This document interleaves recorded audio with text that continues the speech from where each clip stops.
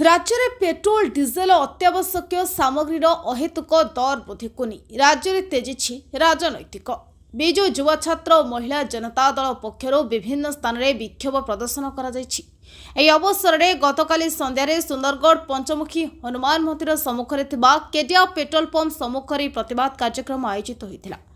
लगातार पेट्रोल और डीजेल दर वृद्धि फल साधारण लोकों अतिरिक्त आर्थिक भार पड़ुछि। खाद्य सामग्री सहित अन्य जरूरी सामग्रीर दर बढ़ुथिबारु मध्यवर्ग कृषक श्रमिक माने नाही नथिबा असुविधार सम्मुखीन होउछन्ति। विक्षोभ समय केंद्र सरकार विरोध में स्लोगान दिया जायथिला एवं तुरंत इंधन दर ह्रास करने को दाबी करा जायथिला।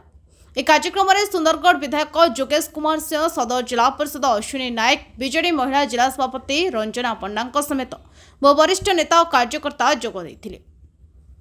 Sundargarh Ravi Tantri report, Odisha voice 24।